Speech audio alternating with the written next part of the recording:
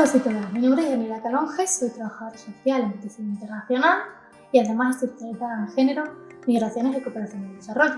Hoy vengo a hablaros de la diversidad cultural y cómo esta influye de manera directa en la salud comunitaria.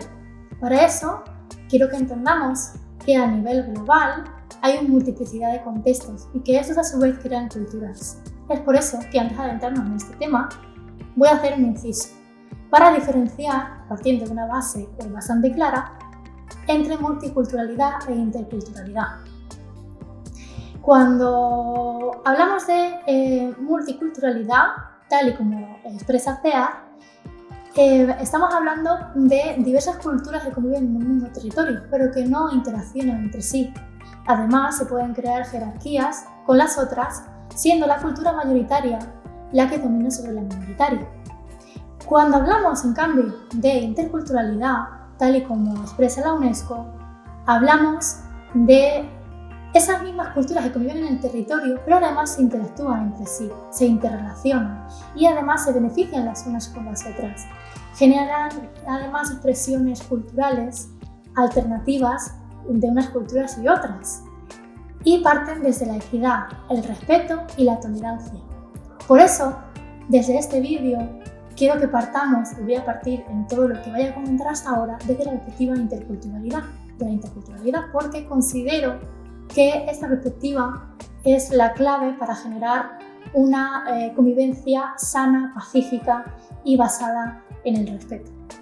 Todas estas culturas que estaba hablando antes, cada individuo que percibe la realidad de manera diversa también percibe una conciencia y expresión cultural diferente.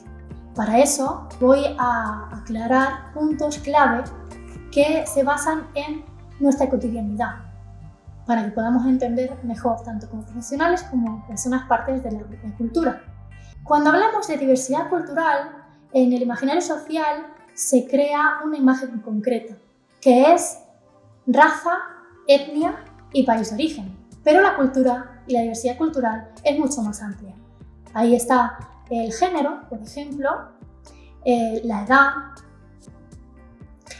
que al final pues, no es lo mismo una persona que nace en 1939, con todo lo que conlleva el contexto social en esa época, que una persona que ha nacido en los 2000, con todas las nuevas tecnologías, las nuevas maneras de expresión cultural, etcétera, etcétera. La cultura es muy diversa, aunque solamente hayan pasado unos pocos años, ni siquiera un siglo.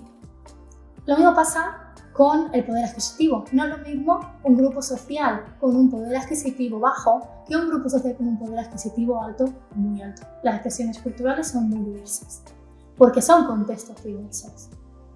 Lo mismo sucede con la zona geográfica. Cuando hablamos de zona geográfica, nos viene a la cabeza también países.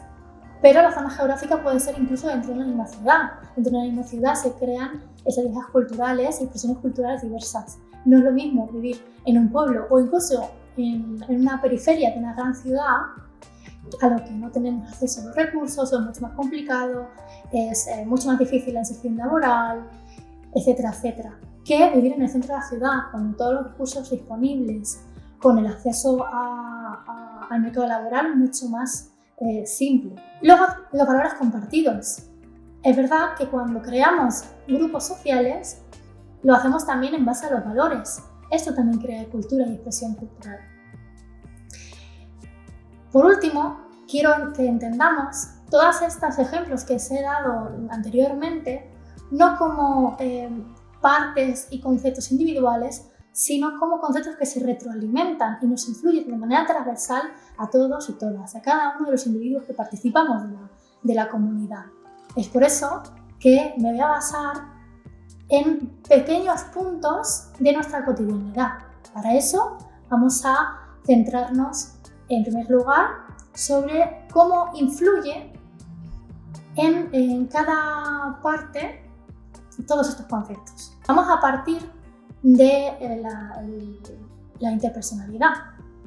¿Cómo nos influye a nivel personal la diversidad cultural y por lo tanto la perspectiva intercultural? En primer lugar, se crea a través de la cultura identidad y a través de la perspectiva interculturalidad se preservan identidades. ¿Qué quiere decir esto? Una persona que pertenece a un grupo social que tiene una cultura minoritaria, en vez de generar aculturación, que esto quiere decir que se pretende que las personas del grupo minoritario acojan la cultura mayoritaria, se preserva esa identidad con lo que lleva a nivel psicológico el preservar tu identidad, lo que te hace a ti, te construye como persona. Además, esto hace que te enriquezcas a nivel personal. El conocimiento de otras culturas te abre la capacidad de integrarte de manera real y además te genera una ampliación de la perspectiva de la realidad o de las realidades. Y por último, aparte de otros ejemplos que podríamos poner, se genera una mayor empatía, se desarrolla la empatía. En el ámbito social y comunitario se genera una mejor comunicación, una comunicación más fluida, basada en el respeto, una comunicación real, sin que una persona se ponga por encima de la otra, sin que se denigren determinados derechos. Además, la participación comunitaria es mucho más fácil y mucho más integrativa. Por ejemplo, una persona que pertenezca a un grupo minoritario, cuando hablamos de participación ciudadana, no suelen verse tanto a estas personas porque no tienen esos referentes quizás que les permitan acceder a la información, que ellos se vean con capacidad de poder aportar, mientras que cuando tenemos una perspectiva intercultural damos la importancia a todas las culturas y a todas las necesidades por igual, y es ahí cuando se fomenta que estas personas puedan participar de manera cómoda y de manera real y además en un mismo estándar equitativo, ¿vale? Dentro de la comunidad. Además se evita esa pauperización, ese empobrecimiento de estos grupos sociales minoritarios y además los retos también se evitan que se creen determinadas zonas donde solamente exista una cultura y no se interrelacionen con las otras. Se reducen los prejuicios, la discriminación y la estigma social y además se reducen los conflictos sociales. Cuando hablamos de salud, quiero que entendamos la salud como algo más amplio. No solamente la ausencia de enfermedad, sino también todo lo que tiene que ver con el contexto social, psicológico y físico.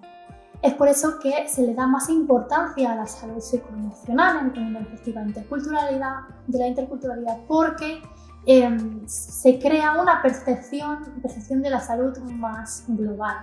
Además, podemos partir desde esta perspectiva una sensibilización sobre los problemas de salud global, no mismo algunas personas que puedan tener determinadas enfermedades o que puedan concebir la salud de determinada manera y no se esté teniendo en cuenta.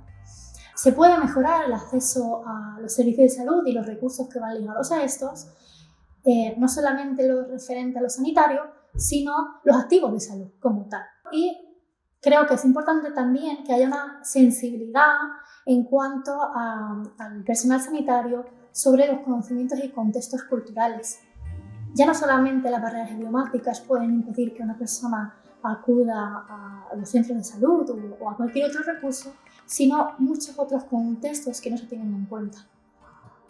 En el ámbito laboral, el acceso al mercado laboral sabemos que para determinados grupos sociales suele ser un poquito más complejo. Si partimos desde la perspectiva intercultural, podemos provocar que haya una mejora en la toma de decisiones, se promueva la igualdad de oportunidades, que además esto a su vez, como he dicho anteriormente, influye en que se evite el empobrecimiento de determinados grupos sociales, se fomenta la innovación porque tienes que crear contextos en los que todo el mundo pueda participar de manera colaborativa y además se fomentan entornos laborales más seguros y libres de discriminación.